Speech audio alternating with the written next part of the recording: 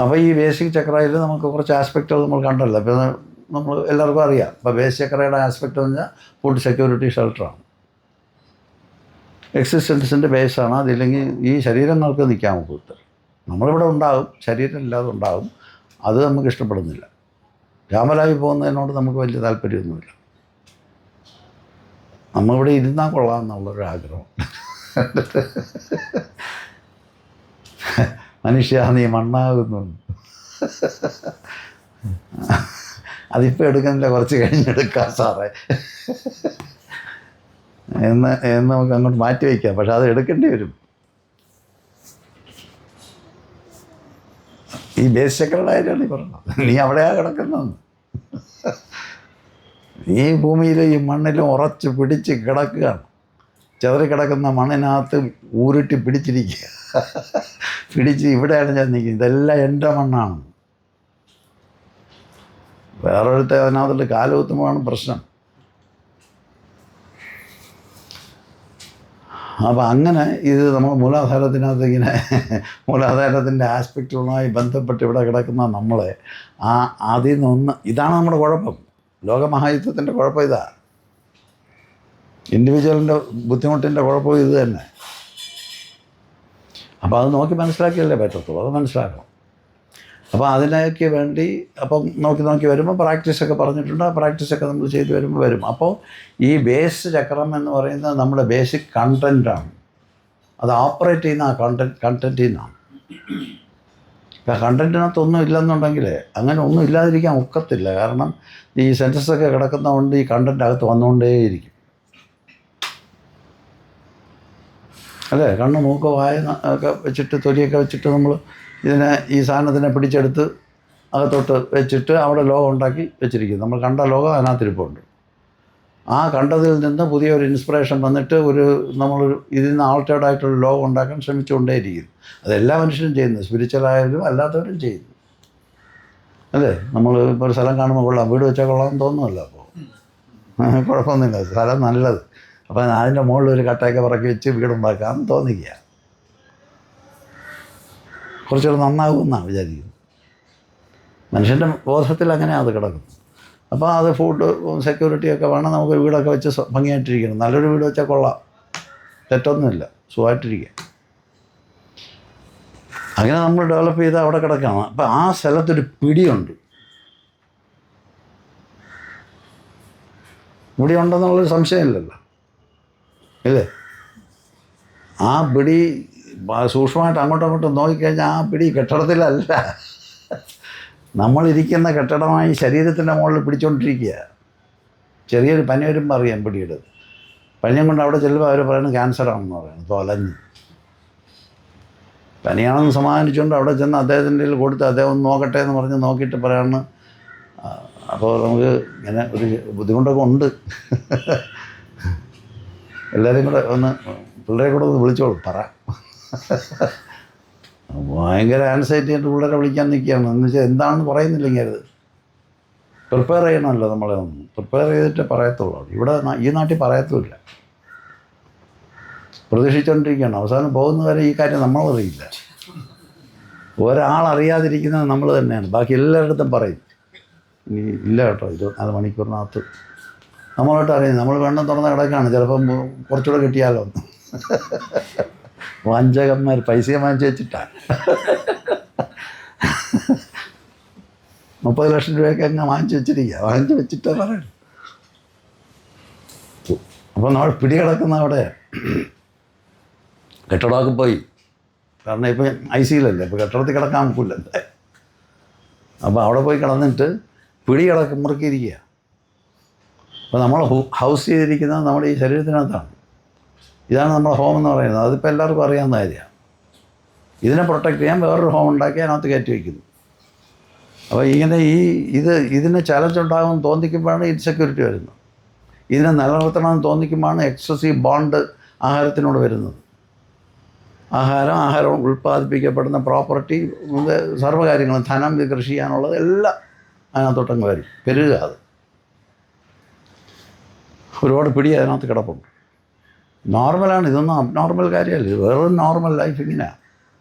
അപ്പോൾ ഇത് മോശമൊന്നുമല്ല, ഇതില്ലെങ്കിൽ ലൈഫില്ല.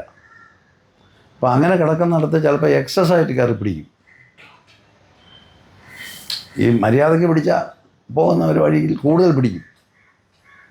ആ എക്സസ് പിടുത്തം കയറ്റി പിടിക്കുമ്പോഴത്തേക്കും അത് ചിലപ്പോൾ കൂടുതൽ ഉപദ്രവം ഉണ്ടാകുമെന്ന് തിരിച്ചറിഞ്ഞിട്ട് ആ പിടുത്തം വിടാമെന്ന് തോന്നിക്കും. അപ്പോൾ അതിന് നമ്മൾ വിട്ടില്ലായാലും സർക്കാർ ഇപ്പോൾ ഒരു വയസ്സ് നിശ്ചയിച്ചിട്ടുണ്ട്. അത് കഴിയുമ്പോൾ എടുത്ത് കളയും. നമ്മൾ വലിയ മറ്റേ രാജാവായിട്ടിരിക്കുമ്പോൾ അങ്ങനെ പറയും, മതി രാജാവായിട്ട് ഭരിച്ചേക്കാൻ മതി, ഇപ്പം വയസ്സ് 75 അപ്പോൾ ഇറങ്ങിപ്പോകാൻ പറയാം. ചിലർക്ക് ബാധകം, ചിലർക്ക് ബാധകമല്ല. ഇപ്പോൾ നമ്മളിങ്ങനെ വെളി ഇറങ്ങിപ്പോൾ വന്നേ ആ പിടുത്തമൊക്കെ സാമാന്യം കുറച്ച് കഴിയുമ്പോൾ വിട്ടോളൂ. ഞാൻ പറയണതൊക്കെ മനസ്സിലാകുന്നുണ്ടെന്ന് തോന്നുന്നു. അപ്പം ഇങ്ങനെ ഒരു പിടുത്തം കിടപ്പുണ്ട്. ഈ പിടുത്തത്തിനെയാണ് നമ്മൾ ഈ കുണ്ടലിനി യോഗം പഠിക്കുമ്പോൾ നമ്മളൊരു ടേം പഠിക്കും. എന്താണത്? നിങ്ങൾക്ക് ആർക്കും ഓർമ്മയുണ്ടോ? ഫസ്റ്റ് ലെവലൊക്കെ കേട്ടവരല്ലേ? ബ്രഹ്മഗ്രന്ഥി എന്ന് പറയും. ഇതാണ് ബ്രഹ്മഗ്രന്ഥി. ബ്രഹ്മഗ്രന്ഥി എന്ന് പറയുന്നത് ഇതാണ്. നോട്ട് എ ബ്രഹ്മ. നമ്മൾ നമ്മുടെ ഉള്ളിലേ കൊണ്ടുവന്നിരിക്കുക, സൃഷ്ടിയിലേ ഉള്ളതാണ്. എന്താണ്?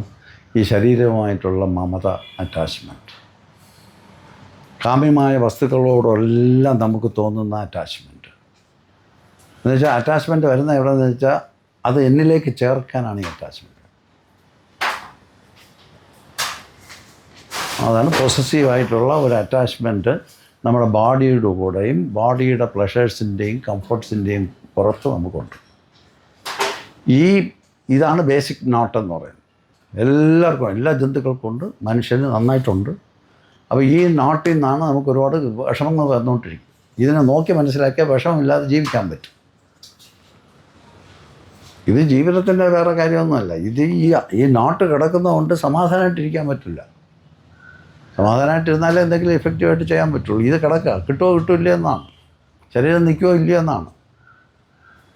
അപ്പോൾ അതിൻ്റെ എക്സ്റ്റൻഷനായിട്ട് ശരീരം വയ്ക്കാനുള്ള കെട്ടിടം, ശരീരം വയ്ക്കാനുള്ള പ്രോപ്പർട്ടി, ഇങ്ങനെയുള്ള ബാങ്ക് അക്കൗണ്ട്, ഇതിലെല്ലാം പിടുത്തം വരും. ഇതിനെയാണ് ബ്രഹ്മഗ്രന്ഥി എന്ന് കുണ്ടലിനി യോഗം പറയുന്നത്. ഈ ബ്രഹ്മഗ്രന്ഥി അസോസിയേറ്റ് ചെയ്തിരിക്കുന്ന മൂലാധാര ചക്രമായിട്ട് തന്നെയാണ്. ആ നോട്ട് ബ്രേക്ക് ചെയ്യാനായിട്ട് എളുപ്പമല്ലാത്തത് കൊണ്ടാണ് ഇത് കൂടെ നിൽക്കും. അറിവുള്ളവർ അത് കുറച്ചൊക്കെ വർക്ക് ചെയ്ത് അവർക്ക് വെളിയിലിറങ്ങി വരും.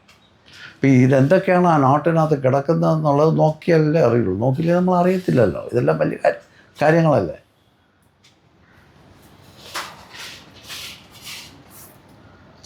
ഇത് ഭയങ്കരമായിട്ട് എക്സ്റ്റെൻഡ് ചെയ്ത് പോകുന്ന കാര്യമാണ്. നമ്മൾ ഈ താഴത്തെ ഈ മൂലാധാരമാണ് ഇതിന് പറയുന്നതെങ്കിലും നമ്മൾ അങ്ങോട്ട് പോകുന്ന 3 ചക്രങ്ങളിലും ഈ നോട്ട് ഭയങ്കരമായിട്ടുണ്ട്.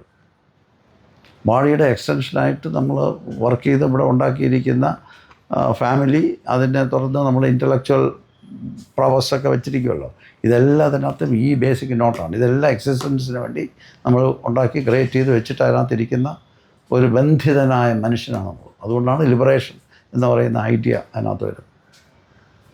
കാരണം ഇത് ബുദ്ധിമുട്ടുണ്ടായിക്കൊണ്ടിരിക്കുക, നോക്കുന്നവർക്ക് കൂടുതൽ ബുദ്ധിമുട്ട്. അപ്പോൾ അങ്ങനെ നോക്കുന്നവനാണ് ബുദ്ധിമുട്ടിയിട്ട് അവസാനം ഇതൊക്കെ വിടാമെന്ന് വിചാരിക്കുക. എന്നാൽ വിട്ടേക്കാം സാർ, ഇനി എനിക്ക് വയ്യ. അപ്പോൾ അങ്ങനെ അതാണ് ഈ മൂലബന്ധം, മൂലത്തിലുള്ള നോട്ടെന്ന് പറയുന്നത്, ബ്രഹ്മഗ്രന്ഥി എന്ന് പറയുന്നത്. Attachment to bodily pleasures and attachment to bodily pleasures and comforts. അത് നോക്കി മനസ്സിലാക്കിയാൽ മാത്രമേ നമ്മൾ ഇത് പൊളിച്ച് മുകളിലോട്ട് പോകാൻ പറ്റത്തുള്ളൂ. അതുകൊണ്ടാണ് നമ്മൾ എന്തൊക്കെ ചെയ്താലും അവസാനം നമ്മൾ അവിടെ വന്നിരിക്കും. അത് ഈ ആശാന്മാരെല്ലാം ഈ സിസ്റ്റംസൊക്കെ ഉണ്ടാക്കി, റിച്വൽസൊക്കെ ഉണ്ടാക്കി വെച്ചപ്പോഴേ ഒരിതൊക്കെ ഉണ്ട്. അവസാനം നമ്മൾ പോകുമല്ലോ യാത്ര, ഫൈനൽ യാത്ര. ഈ ഫൈനൽ യാത്രയ്ക്ക് വേണ്ടി അവിടെ എല്ലാം കൊണ്ട് ഇപ്പോൾ ഹിന്ദുക്കളുടെ ഇടയിൽ കൊണ്ടുവന്ന് കിടത്തും.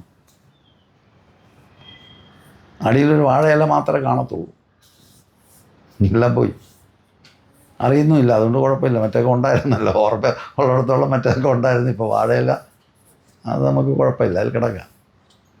കിടക്കുമ്പോൾ മക്കളാരെങ്കിലും ഉണ്ടെങ്കിൽ അവരുടെ തലയിൽ ഒരു കുടം നിറച്ച് വെള്ളം നിറച്ച് തലയ്ക്ക് വെച്ച് കൊടുക്കും. ഇപ്പോഴത്തെ പിള്ളേരെ നോക്കിയാൽ അറിയാം, വെള്ളം ദേഹത്ത് വീഴുമ്പോൾ അവർക്കൊരു വല്ലാത്തൊരു ബുദ്ധി, ഞങ്ങൾ വേണോ ഇതെന്ന്, ഈ കുടം ഞാൻ എടുക്കണോ? എല്ലാവരും കൂടെ ചുറ്റും നിന്ന് പറയണം എടുത്തോ അയ്യോ ഇതെടുക്കണം. ആ തണുത്ത വെള്ളം ദേഹത്തൊക്കെ വീഴുമ്പോഴേ വലിയ ബുദ്ധിമുട്ട്. താങ്ങിയെടുക്കുക, ഒരു കൈ ഇങ്ങനെ വെച്ച് മറ്റേ കൈ പിടിച്ചിരിക്കുക. താങ്ങിയെടുത്ത് വരുമ്പോൾ ഒരു ദ്വാരമുണ്ട്, ഒരു ദ്വാരം ആദ്യം. ഒരു ദ്വാരം ഇട്ട് കഴിയുമ്പോൾ വെള്ളം ഇങ്ങനെ ചിതറി വീഴുക. അപ്പോഴത്തേക്കും കൂടെ പോകുന്നവൻ അതിനെ തട്ടി ഈ ബാഡിയിൽ ഇട്ട് കൊടുക്കും. എന്താ സംഭവം? ഇതാണ്ട് ഈ കിടക്കുന്നവൻ്റെ പോയ വെള്ളമാണെന്ന് ഇത്. ഈ കിടക്കുന്നവന് നിറകുടമായിരുന്നു, ഇപ്പം എല്ലാം പോയി ഇവൻ തന്നെ ആളം ചട്ടി തെറിപ്പിച്ച് ഇവൻ്റെ ദേഹത്തിട്ട് കൊടുക്കുക. കുറച്ച് നേരം കഴിഞ്ഞാൽ ഇത് പോക്ക് കൂടും. ഇപ്പോൾ 2 ദ്വാരമായി, 2 ദ്വാരത്തിൽ കൂടെ ഒഴുകാൻ തുടങ്ങുകയാണ്. അതിനെ കൂടെ തട്ടി ഇട്ട് കൊടുക്കും. എല്ലാവരും ഒഴിഞ്ഞു പിടിച്ച് മാറി നിന്നാണ് തട്ടുന്നത്, കാരണം അവൻ്റെ ദേഹത്ത് വീഴരുത്. പോയി നോക്കിയാൽ കാണാം. അപ്പോൾ ബാക്കിയുള്ളതും കൂടെ അതിനകത്ത് വന്നു. പിന്നെ അവസാനത്തെ ദ്വാരം കൂടെ ഇട്ടു. അപ്പോൾ ഉള്ള വെള്ളമെല്ലാം പോയി. വെള്ളമില്ലാത്തവനെ തലയിലെടുത്തോണ്ട് ആര് നടക്കുമെന്ന് ഇട്ടങ്ങ് പൊട്ടിക്കും.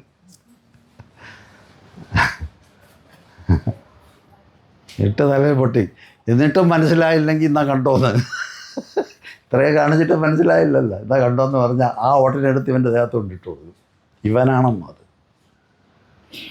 ഈ കിടക്കുന്നത് തന്നെയാണ് ഈ ഓട്. ഇതാണ് നമ്മുടെ കർമ്മം. അവസാനത്തെ മുഹൂർത്തം വരെ അറിവുള്ളവൻ ഇതിനെ പഠിപ്പിച്ചുകൊണ്ടിരിക്കാൻ ശ്രമിക്കുകയാണ്. അപ്പം പോയിട്ട് എങ്ങനെയും കുടം പൊട്ടിച്ച് കളഞ്ഞ് ഈ ഓടം എടുത്തോടെ കളഞ്ഞു കഴിഞ്ഞാൽ നമുക്ക് പോകാം. അങ്ങനെ നമ്മളൊരു ജീവിതത്തിൽ ഒരുപാട് പേരെ ഓടാക്കി മാറ്റിയിട്ട് സുഖമായിട്ട് പോയിട്ട് നമ്മളാവില്ല എന്ന് പറഞ്ഞു നടക്കുക. രസമുള്ളൊരു കഥയല്ലേ. ഇതാണ് ഈ ബന്ധം. എന്നിട്ട് അതുകൊണ്ട് ഈ ബന്ധം അറക്കണമെന്ന് പറയണം. ചത്തവൻ്റെ ബന്ധം അറക്കാനല്ല, നീ ജീവിച്ചിരിക്കുന്നവൻ മനസ്സിലാക്കിക്കോ, ഈ ബന്ധം ഉണ്ടല്ലോ അതിൻ്റെ ഈ സാധനത്തിന്, ഇത് ഇന്നല്ലെങ്കിൽ നാളെ പോവും. അതുകൊണ്ട് ഇപ്പോഴേ കട്ട് ചെയ്തിട്ട് നിൽക്കുകയെന്ന് പറഞ്ഞ് ഓരോ മരണത്തിനും അവിടെ കാണിക്കുക. നമ്മൾ വിചാരിക്കുന്നത് വെച്ചാൽ ഇയാളുമായിട്ടുള്ള ബന്ധം വിട്ട് അതുകൊണ്ട് രാത്രി പ്രേതമായിട്ട് വരില്ല. പ്രേതത്തിൻ്റെ പേടിയാണ്. നല്ല രസമാണ് നോക്കിയാൽ. അപ്പോൾ അങ്ങനെ ഈ ബന്ധം അർത്ഥമാണ് നമ്മൾ വിചാരിക്കണമെന്ന് വെച്ചാൽ നമ്മൾ ഇദ്ദേഹമായിട്ടുള്ള ബന്ധമെല്ലാം തീർന്നു, അതുകൊണ്ട് സമാനമായിട്ട് വീട്ടിൽ പോയി വിഷമിക്കണ്ട. നിൻ്റെ ബന്ധമുണ്ടല്ലോ, ഈ ഓട്ടനഷ്ടമായിട്ട് നീ വെച്ചിരിക്കുന്ന ബന്ധത്തിന് ഇപ്പോഴേ അർത്ഥോ കണ്ടില്ലേ? ഇതാണ് കഥ. ആ ഭാഗം അങ്ങ് വിട്ടിട്ട് മറ്റേ ഭാഗം അങ്ങ് എടുക്കും. ഇയാളുമായിട്ട് ബന്ധം വിട്ടു. അയാളുമായിട്ട് പണ്ടേ ബന്ധമില്ല. ആകെ കൂടി നമുക്ക് ബന്ധമുള്ളത് നമ്മളൊരുത്തിൻ്റെ അടുത്താണ്, അമിതമായ ബന്ധം. അപ്പം ഇതാണ് ഈ ബ്രഹ്മഗ്രന്ഥി എന്ന് പറയുന്നത്, കൊച്ചു കാര്യമല്ല. അതുകൊണ്ടാണ് വൈകുന്നേരം ആകുമ്പോഴത്തേക്ക് നമ്മൾ ലളിതാ സഹസ്രനാമങ്ങൾ എടുത്തിട്ട് അങ്ങ് പറയല്ലേ, ബ്രഹ്മഗ്രന്ഥി നിവേദിനി രുദ്രഗ്രന്ഥി നിവേദിനി എന്ന് പറയുന്നത്. ആ പാട്ടിലങ്ങ് പറഞ്ഞിട്ട് ഈ കാര്യം അങ്ങ് മറന്നാൽ മതി. ഇതാണ് നോട്ട് ഓഫ് ബ്രഹ്മൻ.